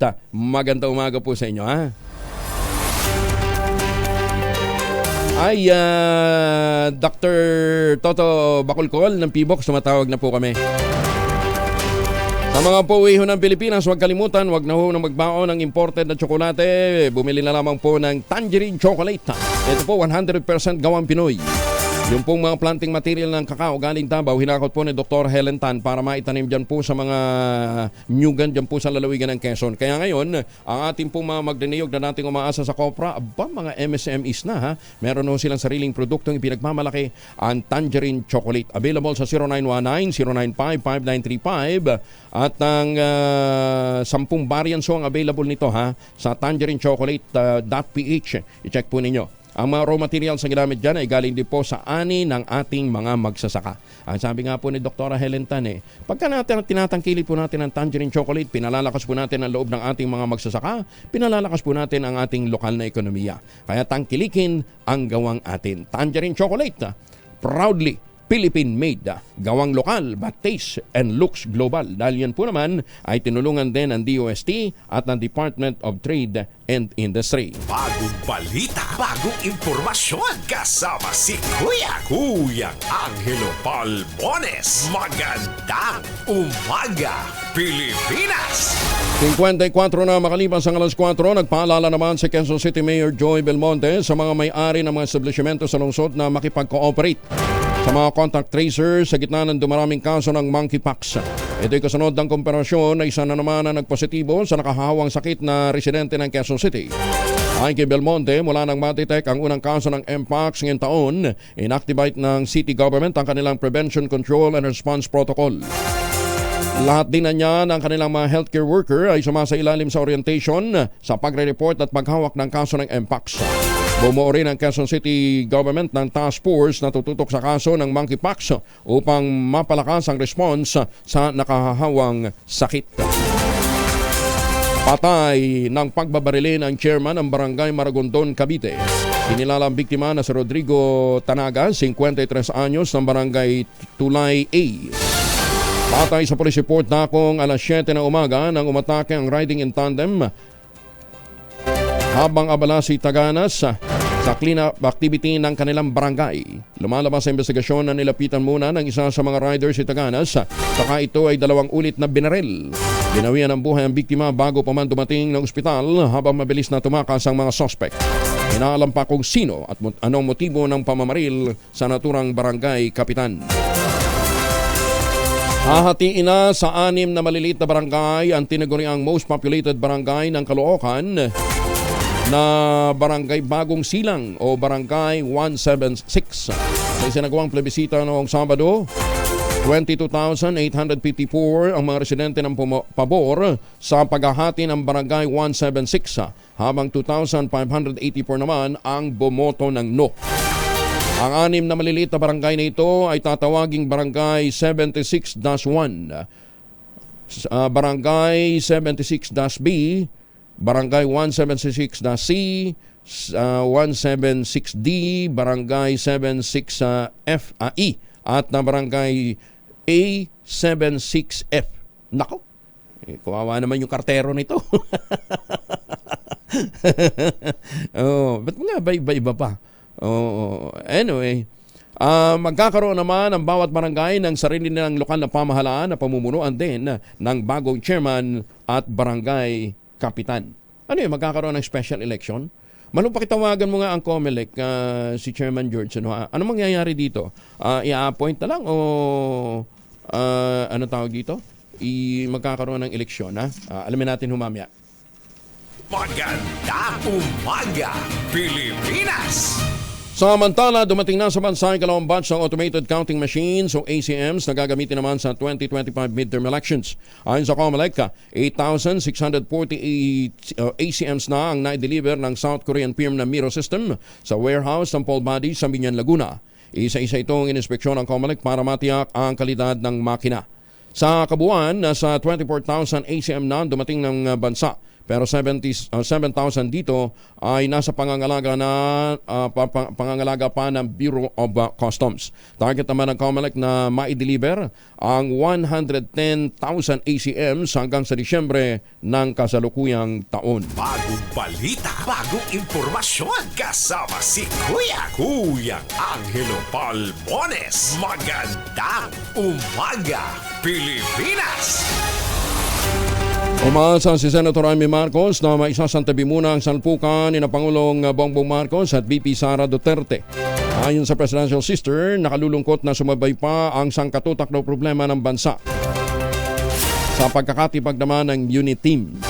Mas makabubutihan niya kung magkakaisa ang lahat para matutukan ang mga isyong mas malapit sa sikmura ng sambayan ng Pilipino. Ayon kay Senator Amy, inakala niya na ang tambalang BBM Sara ang solusyon sa mga problema ng mga Pilipino pero nagsisisinaan niya ang Vice Presidente na sinuportahan nito noon panahon ng kampanya ng Pangulo. Kabilangan niya sa pangangailangan ang kagyat na tulong o tugon ng gobyerno sa mahal na presyo ng bigas. Kabila ng 15% na tapyas taripa at nakaamba na namang oil price hike sa Martes. Muling idiniin ni Senator Amy na hindi siya susukong hanapan ng konkretong solusyon ang hindi makatarungang pagmahal ng pagkain at ng petrolyo. Katwiran pa ng kapatid ng Pangulo, si Senator Amy, kawawa ang mga mahihirap na hanggang leeg na ang paghihigpit ng kanilang sinturon. In-flights na o mga flights na kansilado dahil naman sa mga panahon, ibabalita sa atin ni Sherwin Alparo, RH6. Sherwin, good morning. Yes, magandang umaga, Angelo. Kanina nga alas 2:30 ng madaling araw ay naglabas ng advisory ang Ninoy Aquino International Airport sa 11 mga kansiladong mga flights dahil sa epekto ng sama ng panahon ngayong araw. Sa abiso na inilabas ng MIAA, nagkansila ang ilan sa mga airlines kagaya ng mga flights ng Cebu Pacific o Cebco na may flight number BG6177 at 6178 na Manila Masbate Manila, BG6113 at 6114 na Manila Naga Manila at BG6117 at 6118 na Manila Naga Manila. Ang correction dahil bumaba yung yung monitor natin. Ang Cebco o DG flights na mga kinansila ngayong umaga ay yung BG 6193 at 6194 na Manila Daraga Manila, BG 6177 at 6178 na Manila Masbate Manila, BG 6031 at 6032 na Manila San Jose Manila, BG 6118 na Naga Manila flight. Samantala sa Philippine Airlines flight naman itong PAL Express ay nag-anunsyo rin ng kanselasyon ng kanilang mga flight, ang 2P 2921 at 2922 na Manila Daraga Manila, 2P2671 at 2672 na Manila Calbayog Manila flight. Sa mga oras na ito, abot sa 11 mga kanseladong domestic flight itong na-record na ng MIAA at posibleng madagdagan pa dahil nga sa patuloy yung pananalasa ng bagyong si Enteng sa lugar sa Pilipinas. Yan ang DZRH News, RH6, Sherwin Bata. Para DZRH, una sa Pilipinas, una sa Pilipinas. Maraming salamat, Sherwin. Samantala, Flash Report. Flash Report! o eto, meron na pong anunsyo ang Presidential Communications Office. Wala nang pasok sa Metro Manila ang lahat ng antas ng paaralan. Mga estudyante lang, ha? Yung mga nagtatanong kung may suspension ho ng pasok sa gobyerno, meron kayo naman. Mahirap po yan na masuspende pa naman ho yung mga pasok sa gobyerno. So meron. May pasok ho ang mga nagtatrabaho sa gobyerno, lalong-lalo na doon sa mga lugar na medyo may pero discretion na lang natin yun. Kung talagang masama ang panahon at maapektuhan kayo, absent na lang. Maiko-consider naman yan. Pero ang suspension ho ng klase, kasi nga, almost all municipalities naman and city, cities and municipality pala na Metro Manila nag-suspende na ho ng pasok. So, ang sabi ho ng Presidential Communications Office, lahat po ng antas ng pasok sa Metro Manila, wala na pong kansilado na po ngayong araw na ito. Magandang umaga, Pilipinas! Pero kung mamang problema ho kayo sa baha, dyan ho sa Central Luzon, nandyan ho yung proyekto ng Westchester Realty. Flood free area. Yung pong Severa Mabalacat, sabi nga ni Malu Cabral, pagka nagkaroon man po ng konting ipon ng tubig, mabilis din nawawala dahil po sa maganda ho yung kanilang drainage system. Yan na po ang pinakamurang ready for occupancy unit ngayon sa buong housing industry. Bantakin ho ninyo, 5% lamang ang down payment. Pwede pang gives, kaya they offer the easiest term para po sa mga gustong magkabahay. Ito pa rin ang pangarap magkaroon ng sariling bahay sa presyong abot kaya. Ang mga proyekto po ng Westchester Realty ay yung Severa Mabalacat, Severa Bacolor at saka ang Samira. Ayan, pero meron din po yung Severa Prestige.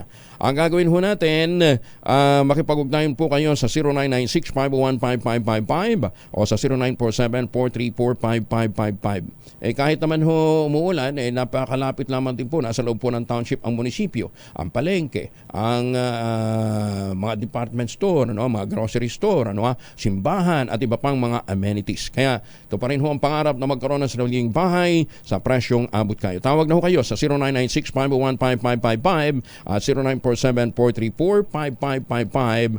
Plus, kung ngayon ho kayo bibili, may chance pa ho kayong manalo ng bagong kotse. Kaya bago ng bahay mo, bago pa ang kotse mo. Bagong balita, bagong impormasyon. Kasama si Kuyang Angelo Palmones. Magandang umaga, Pilipinas! 5 minuto na makalipas, 4 na minuto na makalipas ang alas 5. Kauna-unahan sa Pilipinas. Manila Broadcasting Company. DZRH, a proud member of MBC Media Group.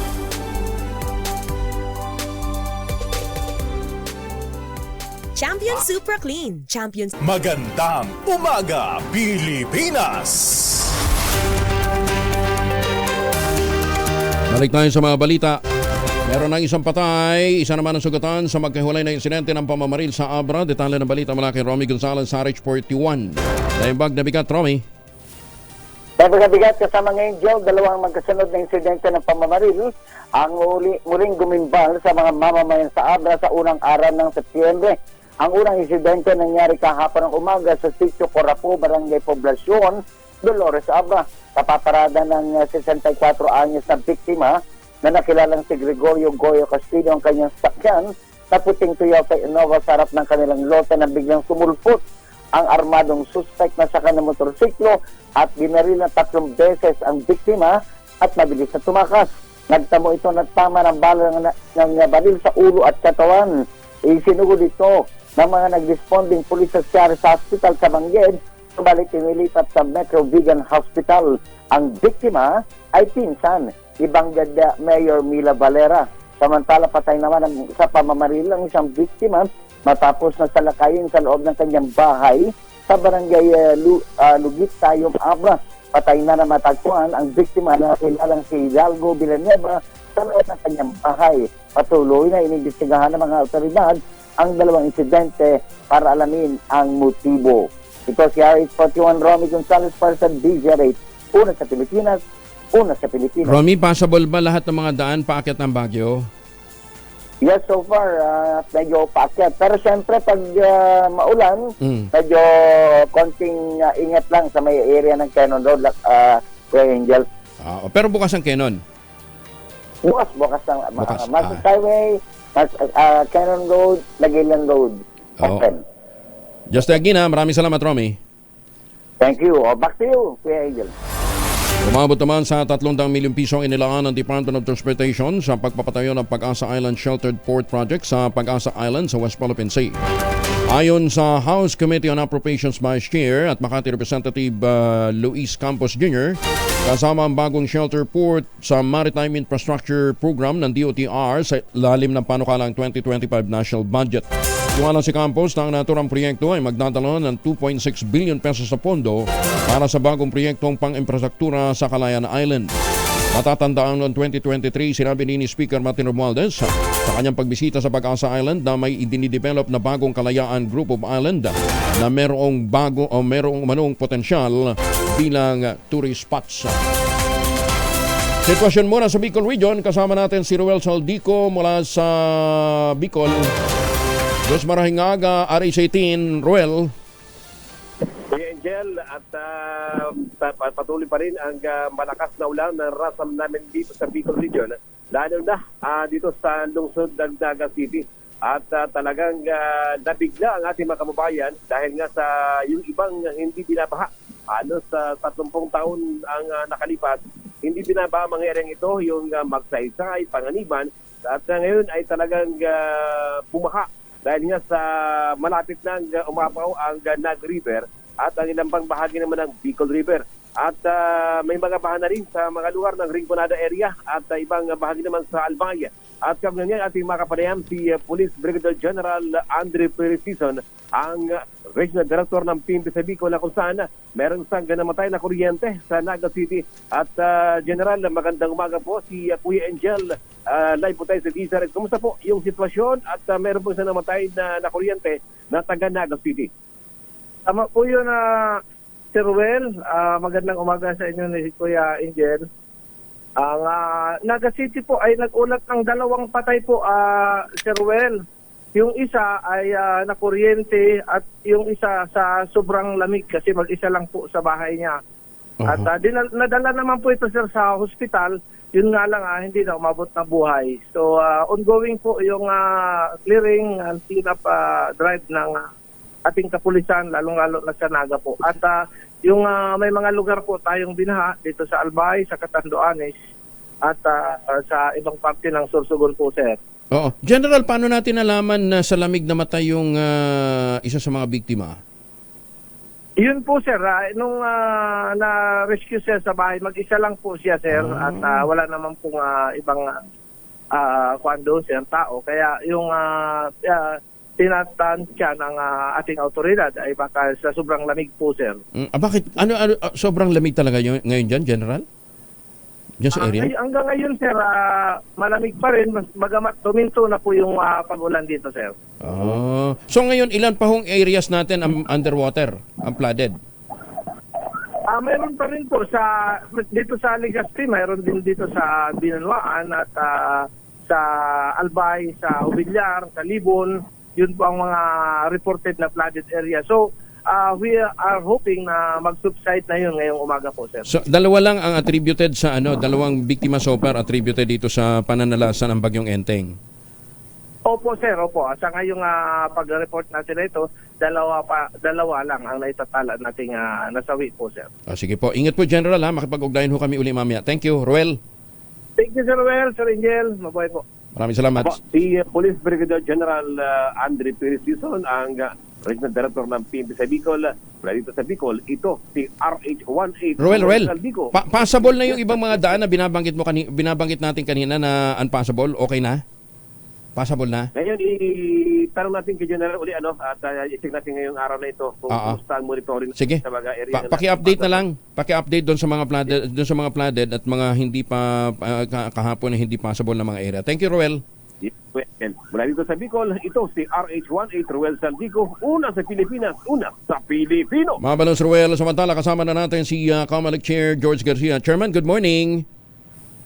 Magandang umaga po, Sir Angel, at magandang umaga rin po sa mga kababayan natin. Opo, congratulations doon sa tahimik na plebisito sa Caloocan. Kaya lang ano ito, kasi magkakaroon sila ng bagong barangay chair at saka barangay council. Election, magkakaroon ng special election or i-appoint na lang muna? Pansamantala, Sir Angel, doon sa 6 na bagong create na barangays, magkakaroon muna ng mga OIC na itatalaga ng mismong city mayor. Sapagkat siyempre hindi pa pwede magkaroon ng special election muna. Yung kasing termino ng mismong incumbent na barangay chairman, hindi naman natin pwedeng hatiin. Dahil sa pag-create ng mismong, pag-create ng mismong 6 na barangay. So tatapusin po niya yung kanyang termino na 3 terms hanggang next year, hanggang December of next year.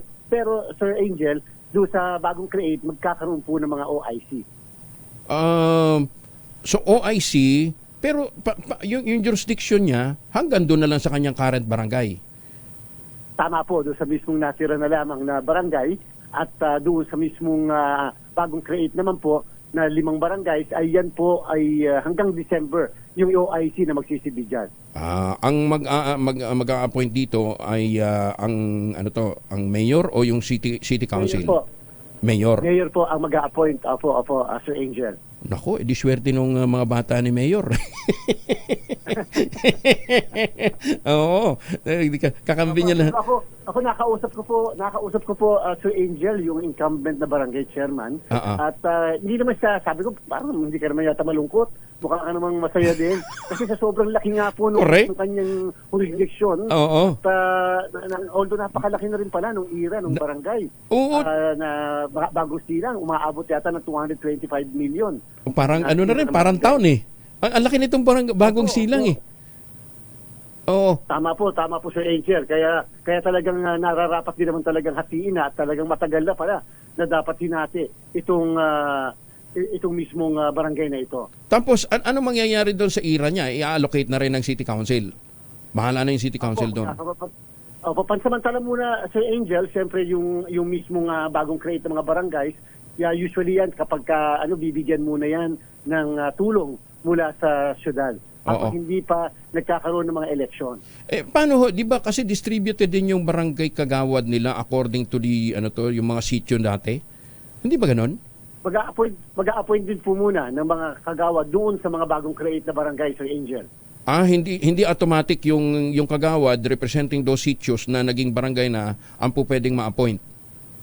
Opo, depende po yan kina mayor at hindi ko mapakialaman po Sir Angel, pero technically speaking, lahat possible. Possible na yung mga incumbent na kagawad ang mailagay, maitala doon sa mismong mga bagong create na barangay, o kaya naman separate or different na mga tao na hindi yung mismong na-elect noong barangay and SK election. Kasi ang mangyayari naman doon, paano ngayon yung council kung mababawasan ng kagawad para i-appoint na OIC? Lahat talaga dyan. Mababakante rin. Appointed muna lahat. Lahat muna dyan appointed Sir Angel dahil nga sa wala pang eleksyon at hindi naman tayo magkukonda ng special election. At kung hindi ako nagkakamali, doon sa batas na kinreate yung 6 na barangays na yan, ay nagsasabi mismo yung pinaka-transition kung paano magkakaroon ng transition habang wala pang eleksyon. Bakit daw po 6 na barangay ang nabuo, Chairman? Parang isang taon na rin ito Ang dami Opo. Kasi nga, Sir Angel, isipin niyo po ang registered voters, 86,153. Wow. 86,153. Alam niyo po, more than a municipality po yun eh. Oo. 86,100. Opo, 153. So, talagang kinakailangan, hindi pa pwedeng dalawa lang kung hahatiin mo yung dalawa. Yung 86,000, 43 halos ang isang barangay kung sakasakali. Kaya minarapat nila na gawing 6. Take note, Sir Angel, ito ay voting population, yung registered voters. 86. Pero yung populasyon nito, kung hindi tayo nagkakamali, parang kulang-kulang kalahating milyon eh. Ang dami Oo, kaya pala naging 6. Gulat ko. Usually, hinahati ang isang barangay ng 2, 3, pero ito 6. Laki. Opo. So, siyempre, Sir Angel, medyo mababa ang bumoto. 25,345 lang, 23,345 lamang ang bumoto. At ibig sabihin niya, medyo mababa doon sa 86,000, mga 22% lang eh. Ngayon po, ang nagsabi ng yes, 22,854. At ang nagsabi naman ng no ay 2,584. Meron pa rin nag-no doon sa paghahati ng mismong original na barangay. Okay. Samantalhin ko yung pagkakataon, Chairman. Deadline ng registration katapusan ng Setyembre, di ba? Tama po. September 30 po ang deadline natin. Kaya bagamat yung ating pong Registration Anywhere program ay natapos noong Sabado naman. Wala na. So, paano ngayon? Sa tawag dito, sa mga presinto na sila, sa opisina na ng COMELEC sila pupunta? Opo, Sir Angel, kinakailangan na nilang pumunta sa mga local COMELEC. O kung hindi man, meron kasi kami mga tinatawag din na satellite registration para doon sa mga lugar na kung saan dyan mismo yung mga botante. So kung halimbawa, kayo ay nasa isang barangay na yan, sigurado meron po dyan satellite registration sa halimbawa sa isang mall, yan po, pwede po kayong magparehistro doon. Pero yung registration anywhere na kung saan, kahit nasaan kayo, pwede namin kayo mairehistro ay natapos na po nung Sabado. Ilan pa ho ba ilan pang hinahabol ho natin? Lagpas na kayo sa kota eh. Opo, siguro po naghahabol na lang kami ng mga 2 milyon na mga bagong botante na hopefully po sana ay ma-accomplish pa natin dito sa natitirang ilang araw. Halos isang buwan pa bago po ang September 30. Ayun. So wala na pala yung register anywhere. Ano ha? Ang natin, nadagdagan ho yung overseas registrants, Chairman? Meron po. Nadagdagan naman po. Kaya lang hindi po talaga ganun kadamihan. Alam nyo, siguro po talagang hinihintay ng mga kababayan natin yung malapit nang matapos at saka yung mga announcement na extension. Pero again, hanggang September 30 po tayo, whether domestic registration or overseas registration. Chairman, maraming salamat. Paulit-ulit ho kami magpapaalala na magparehistro pa yung hinahabol nating mahigit 2 milyon. Thank you, Chairman. Magandang umaga po. Salamat po Sir Angel. Mabuhay po. Magandang umaga. Ang chairman po ng Commission on Elections, si Chairman George Garcia. Magandang umaga, Pilipinas! Magsasagawa naman ang Commission on Elections ng PhilTens at MAC elections para sa susunod na buwan. Kasunod dito ng pagdating ng automated counting machines ng Miro system noong nakalipas na Sabado. Sa anunsyo ng COMELEC, isasagawa ang PhilTens sa October 30 sa ilang lugar sa National Capital Region, Batanes, Quezon, Palawan, Antique, Davao City, Davao del Sur, Tawi-Tawi at North Cotabato. Magkakaroon din ng PhilTens sa Tokyo, Athens, Abu Dhabi at New York. Piling lugar naman sa Metro Manila, gayon din sa Cordillera Administrative Region, Calabarzon, Eastern Visayas, Caraga at BARM. Gagawin ang mock elections na nakatagda sa November 23. Isasagawa rin ang mock elections ng mga overseas voters sa Hong Kong. Magandang umaga, Pilipinas! Alas 5:20.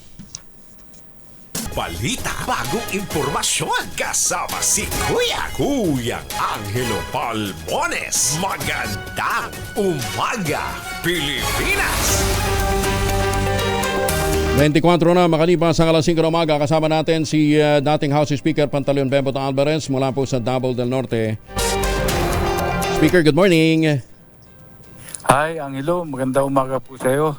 Opo, kumusta na ho kayo, Speaker? Maayos naman. Oh, hindi ba kayo binabaha dyan? Sa Davao, wala naman. Wala. Okay, sige. Oo. Pero may mga minero pa naman ho dyan sa area nyo. May mga doon sa Davao de Oro. Sa Davao de Oro. Oo, yan. Kasi balita namin, pati yung mga minero, hinahakot na ho para dalhin doon sa compound ng Kingdom of Jesus Christ. Hindi ko nga alam, Angelo, bakit yun ang gusto nilang maghanap eh. Oo. Dahil kung iisipin natin, yung mga minero doon sa Davao de Oro, sanay po yun maghanap ng abulin yung bina ng ginto. hindi yung Pastor Kibuloy. Hindi ho. Anyway, alam ko isa ho kayo sa malapit kay Pastor Kibuloy, reaction nyo lang dito sa nangyayari ngayon dyan po sa Davao City. Hindi ko nga alam bakit parang overkill na yan eh. Alam mo, Angelo, kung hahanapin natin si Pastor Kibuloy, sa palagay ko lang. Dahil hinalugog na nila lahat, walang makita. Sa tingin ko, bakit hindi subukan sa langit? Baka nandun nga naman. Baka nandun. Doon iserve yung warrant. Palagay ko nakaupo sa kaliwang kamay ng ating Diyos yun eh. Dahil di ba nakalagay sa Bible si Jesus Christ seated at the right hand of the Father. Baka nga ito naman appointed son. So seated at the left hand. Baka nga nandun. Baka sakali makita doon. But seriously, Speaker, kayo ho'y isang magaling na abogado din ho. Ang pagsaserbi ho ng warrant of arrest ng kay Pastor Kibuloy, umabot na po ng 8 araw. Hindi naman natin kine-question yung wisdom ho ng order, but the manner of the implementation has lasted for 8 days and nakakaapekto na ho sa ekonomiya ng lungsod. Totoo po yan dahil kahit kaming mga tiga roon, naiistorbo din dahil grabe yung traffic. Angelo, manggaling sa airport. Kunwari, kung galing ka ng Manila, pupunta ka ng Davao del Norte, dadaanan mo talaga yung traffic na yan. Abala ho talaga. Pero is it still proper na tumagal ng 8 araw yung pagsasearch and hanggang ngayon wala namang makita? Hindi nga talaga, para sa akin ha, parang hindi na sa ayos eh. Dahil ang warrant kasi dapat very specific. Kung saan, kanino isi-serve. And paano ho yung search? Kasi nga, sa laki nga daw ng compound, pwedeng nakatago kung saan man doon. Kaya nga, sa batas naman, ang hilo, kahit sa ligang batas, basahin mo. Very specific naman, hindi pinag-uusapan yung gaano kalawak yung property. Basta sinasabi lang doon, specifically describing the person, di ba? At saka the items to be searched. Meron bang sinasabi as to how much should be utilized in serving a lawful order? Kasi ito mukhang malaki na ho yung nagagastos sa 3,000 pulis na nakatalaga, dinagdagan pa. Yun na nga, ngayon dapat i-consider din natin na yung 3,000 pulis na nandoon, dineploy, may mga specific assignments yan kung saan kailangan nilang bantayan yung peace and order ng isang lugar. Nasa sakripisyo na po yung interest ng maraming tao doon. So if you were to be asked as bilang isang abogado, how much time pa ang dapat na ipanatili doon sa paghahanap? Kasi ang sabi ho ni General Torre, hanggat hindi nila nakikita, hindi sila titigil sa paghahanap doon mismo sa compound. Baka nasa ibang compound eh. Oo nga, kung hindi talaga makita doon ang hilo, saan?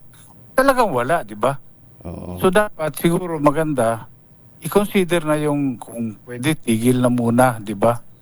Tapos, saka na lang i-resume ulit pag mayroon talagang konkretong informasyon kung saan siya nandoon. Pero kayo ho, nakapasok ho kayo doon sa loob ng compound na Dati, napuntahan ko yan. May nakita ho kayong mga tunnel? Pumasok ba kayo sa mga tunnel na speaker? Wala. Wala akong nakita ang tunnel doon. Mga building, siyempre, nandoon. Tsaka university yun, di ba? Yung compound na yun, serves as university? Merong school. Paano ngayon yung pasok? Parang meron siyang parang media center, ganun. Paano yung pasok ng mga estudyante? Kasi walang nababanggit eh. As to the effect sa... Yun, naaabala din yun. Wala kasi nababanggit doon sa reports na naapektuhan yung pagpasok ng mga estudyante. Naaabala din yun kasi nasa gate. Yung harang nasa gate pa eh. Okay. Anyway, Chairman Speaker, dagang salamat for joining us this morning. Thank you. Ingat po kayo. Yeah, maraming salamat din Angelo at ingat din kayo. At mukhang umuulan daw dyan sa inyo. Dito sa Metro Manila. Suspended nga po ang pasok. Pero sa Congress yata may pasok po kayo. Oo, kasi budget hearing. Budget hearing. Speaker, dagang salamat. May puntag. Okay, magandang umaga sa iyo. Maraming salamat. Thank you. Si dating House Speaker Pantaleon Bebot Alvarez ng Davao del Norte. Kung totoo nga po na may informant, may confidential informant si General Torre na naroon sa loob ng compound si Pastor Kibuloy, di dapat alam din ng confidential agent, confidential informer, kung saan yung specific na lugar ito nagtatago, di ba? Pinagkatiwalaan mo ng husto eh. Otherwise, baka umabot ho ito ng buwan na paghahanap sa lawak ho ng lugar.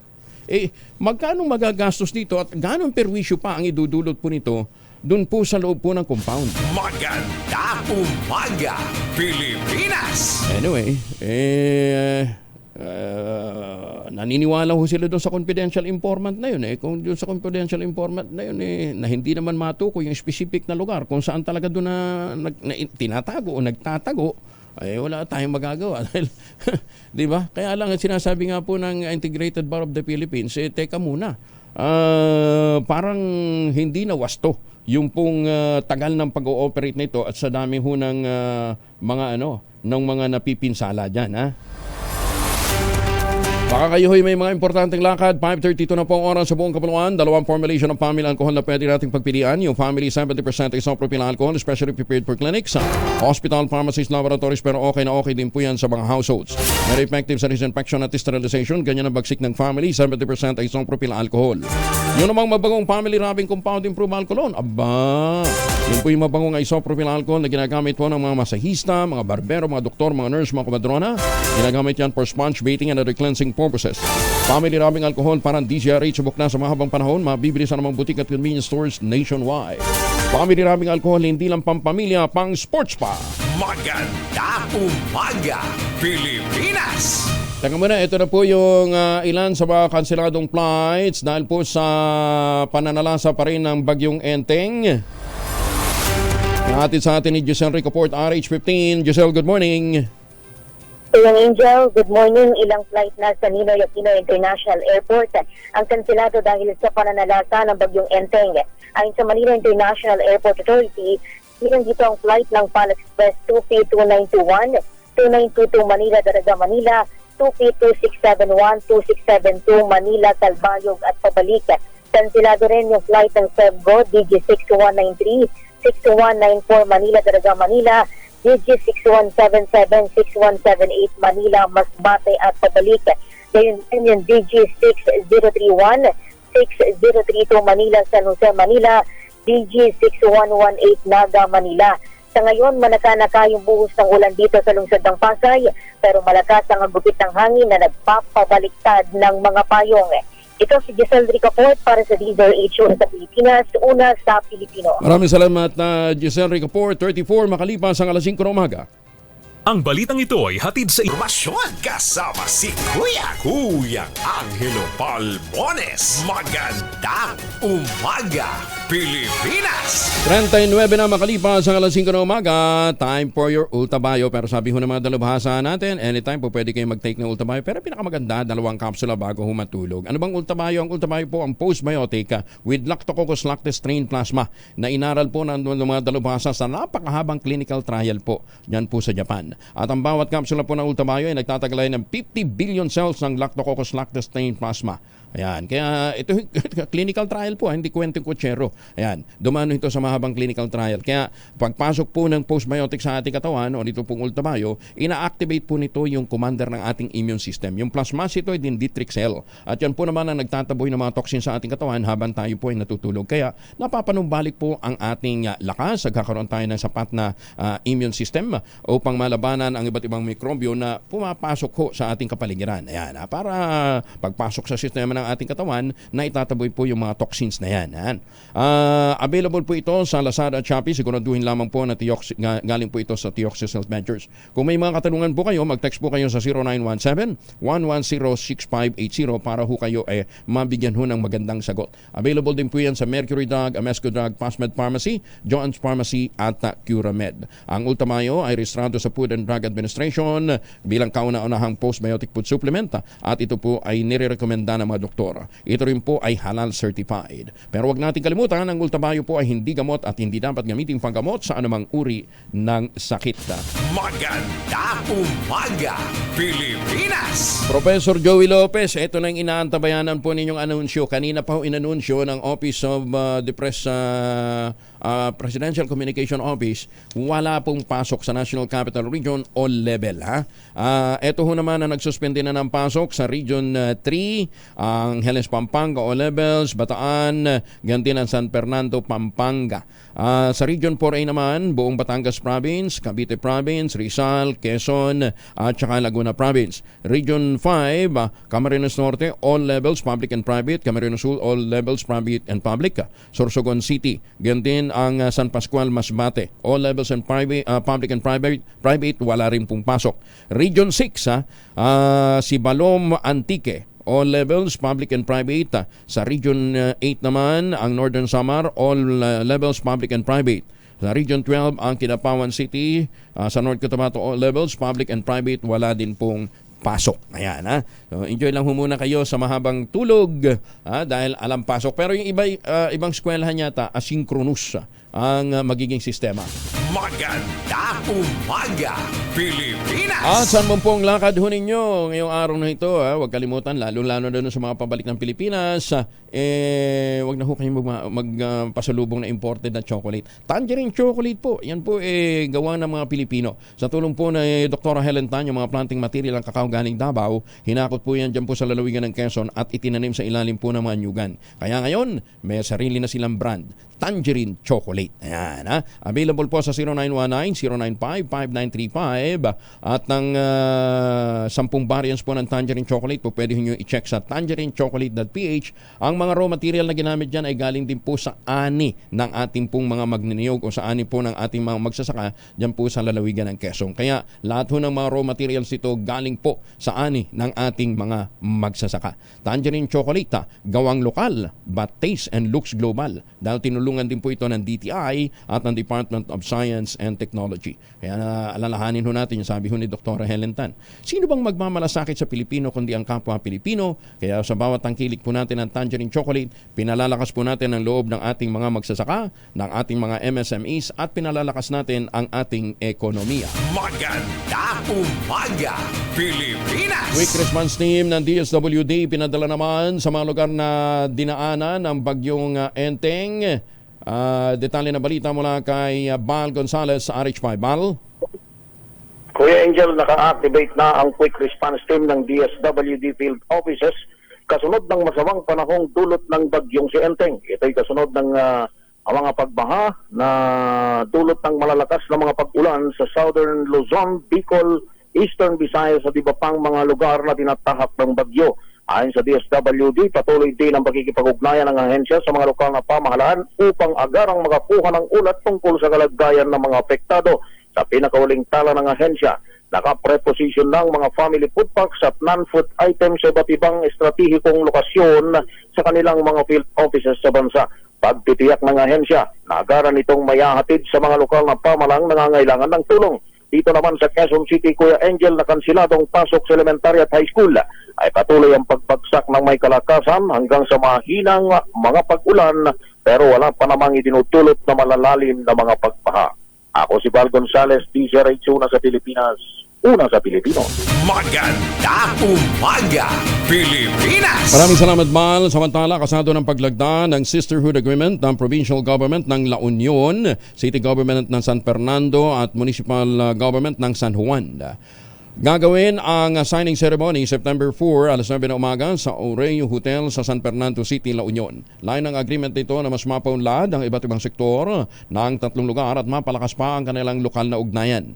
Kabilang sa inaasahang mapapaunlad ang ugnayan ng sektor ng turismo, trade, commerce, science and technology. Ayon kay Mayor Francis Zamora, may kanya-kanyang kakaibang maibabahagi ang bawat isa sa tatlong lugar na siyang tutulong naman para mas mapaganda ang kanilang mga komunidad. Sinabi pa ni Mayor Zamora, patunay din ito ng kanilang commitment na mas maisaayos ang buhay ng kanilang mga residente. Tiniyak naman ni Speaker Ferdinand Martin Romualdez, handa ang Pilipinas sa ipagtanggolan sa Berenya nito laban sa lumalalang agresibong aksyon ng China sa West Philippine Sea. Subalit mananatili man bukas ito sa mapayapang pag-uusap. Ang pahayag ng leader ng Kamara de Representantes ay direktang tugon sa pinakahuling pagbangga ng barko ng China Coast Guard sa BRP Teresa Magbanwa, isa sa pinakamalaki at pinaka-advanced na patrol vessel ng Philippine Navy o ng Philippine Coast Guard. Nangyari ang pagbangga sa Escoda o Sabina Shoal na malinaw na nasa loob ng 370 kilometers exclusive economic zone ng Pilipinas. Ito na ang ikalimang insidente sa loob lamang ng isang buwan. Patuloy na umiinit ang tensyon dahil sa mga aksyong ginagawa ng China. Ganon din na ng Speaker Romualdez ang ginawa ng China sa bahaging ito ng malawak na bahagi ng karagatan at talagang matindi yung pattern ng agresyon. Sinabi ni Speaker Romualdez na bagamat nais ng Pilipinas na magkaroon ng isang constructive dialogue, numinipis na umano ang pasensya ng mga lider ng bansa. Sa gitna ng lumalalang sitwasyon, nananawagan si Speaker Romualdez ng mas malakas na mga hakbang upang maprotektahan ang teritoryo ng bansa kabilang ang pagpapalakas ng presensya ng militar at Coast Guard sa West Philippine Sea at pagpapalakas din ng alyansa natin sa ibang bansa. Dagdag na pondo upang puksain ang panggigipit sa mga manggagawa. Suportado naman ang Trabaho Party List. Dito natin ang balita mula kay Edniel Parosa, RH52. Edniel, good morning. Sinusuportahan ng Trabaho Party List ang panawagan ng mga lider ng business at worker sector na protektahan ang karapatan ng mga manggagawa sa pamamagitan ng pagdadagdag ng pondo ng Commission on Human Rights o CHR.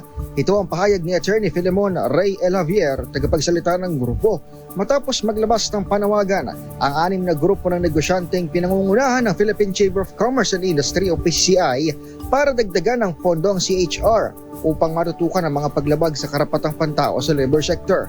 Ayon sa PCCI, dapat suportahan ang Witness Protection Program sa mga kasong paglabag sa karapatang pantao, pati na rin ang pagpapabilis ng paglabas ng reparasyon sa mga biktima. Giit ni Attorney Javier, bukod sa pagpapalakas ng Department of Labor and Employment at National Labor Relations Commission, dapat ding paigtingin ang pagtutok ng CHR sa mga naturang paglabag.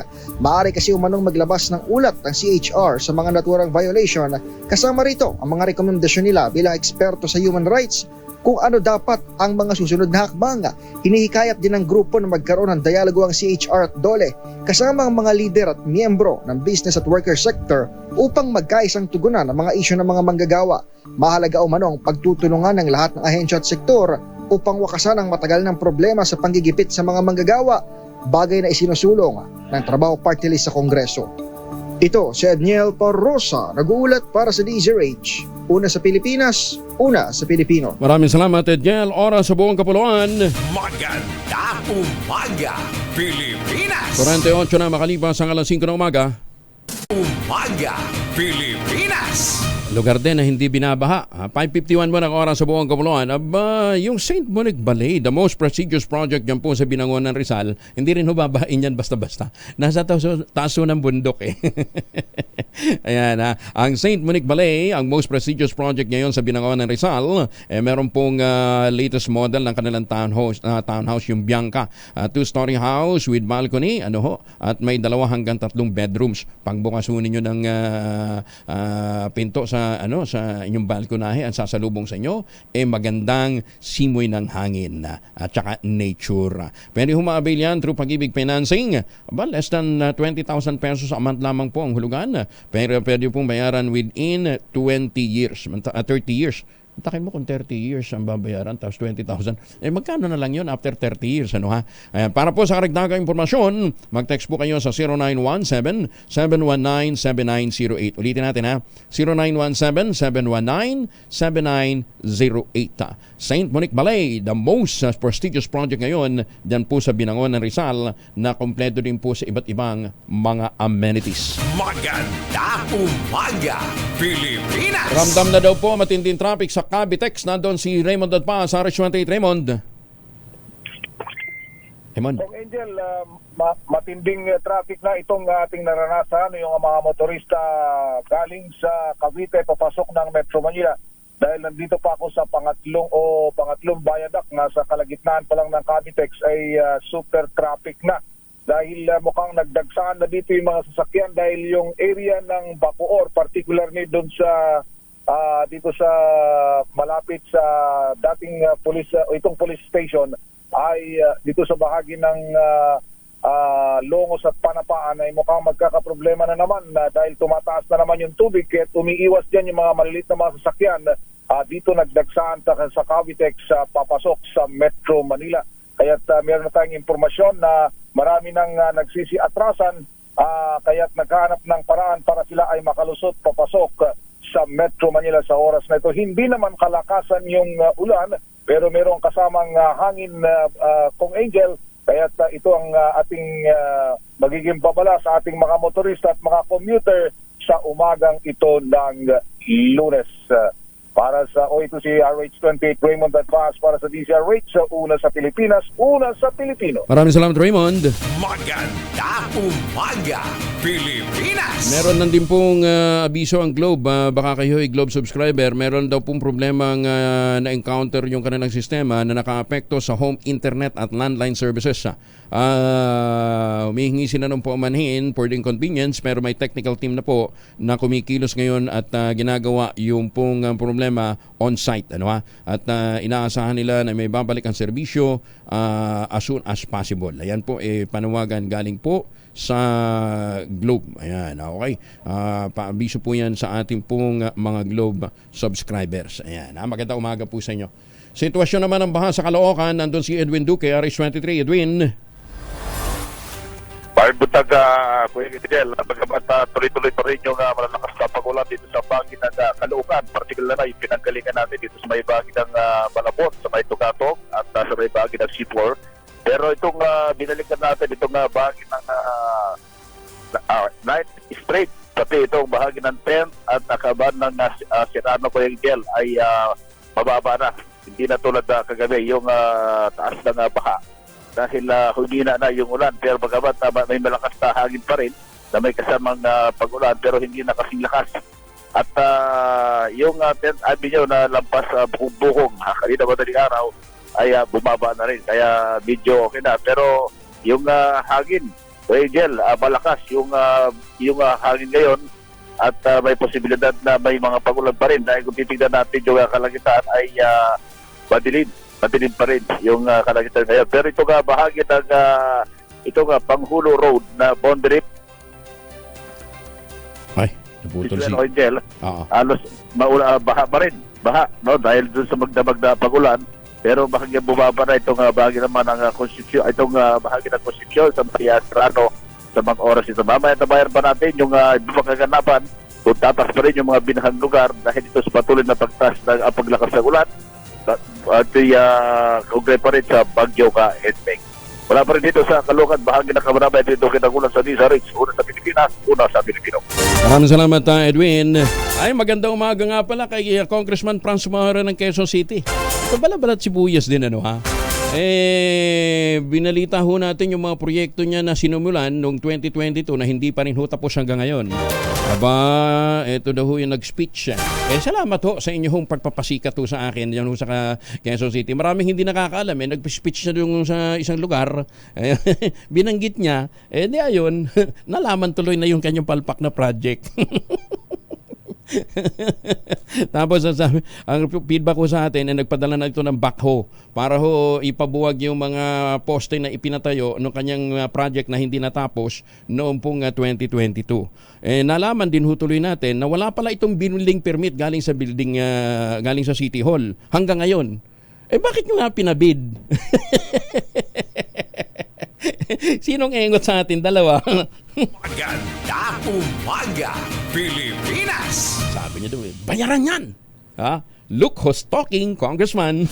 Maganda umaga, Pilipinas! Masama na palang magbalita ngayon ng mga palpak na proyekto ng ating mga congressman. Ano ha? But anyway, thank you ho. At least, nalalaman ho nung nadagdagan ho tuloy yung viewers natin. Pagka pala binabalita natin itong ganitong klase ho ng mga kapalpakan ho ng ating mga mambabatas. Sabi niya, hindi ko naman project yan. Kasama kayo doon sa groundbreaking eh. Tsaka sinasabi niyo, proyekto niyo ngayon hindi natapos eh. Hindi niyo na project. Ba't kayo nagpadala ng backhoe? Umabot naman ng 139 million pesos ang nagasto sa bigong paghahanap ng gobyerno kay Pastor Apollo Kibuloy sa compound ng Kingdom of Jesus Christ sa Davao City. Batay sa analysis po ng Optic Politics, higit na sa 100 milyong piso ang nagagastos bilang overtime pay ng nasa 5,000 mga pulis na naghahanap kay Pastor. Maliban pa ito sa 10 million pesos na medical cost, 5 million pesos sa property damage, at 10 million pesos sa economic impact at traffic disruption, 4 million pesos sa job losses, 1.5 million sa displacement cost, at 5 million naman sa congressional propaganda cost. Grabe naman itong Optic Politics. Ano ha? Sa kabuuan, umaabot na po ng 27.8 million pesos sa nagagastos ng gobyerno sa bawat isa sa 5 hinahanap na pugante. At yan po ay nangyari dahil nga po sa isang confidential informant ni General Torre na nagsasabing nandun daw talaga si Pastor Apollo Kibuloy. Kung talagang nandun, pakibatukan mo, General Torre, yung informante mo. Kung talagang nandun, dapat tukoy niya kung nasa ang lugar. Hindi yung, paano ko sabihin sa inyo, nandun sa Mount Apo. Bubulabugin mo yung buong Mount Apo. Kaya dapat specific eh. Magandang umaga, Pilipinas! Anyway, susunod na po ang 2x2 at ang ACS Balita. Oras sa buong kapuluan. 1 minuto na lamang bago po mag-ACS na umaga. Magtanim na kawayan para sa kalikasan at kabuhayan. Ang ating quote of the day ngayong araw na ito ay galing po kay Dr. Romulo Davide, isa pong national scientist po natin. Ang sabi niya, there is no barren soil, only barren minds. Bagong balita, bagong impormasyon. Kasama si Kuyang Angelo Palmones. Magandang umaga, Pilipinas!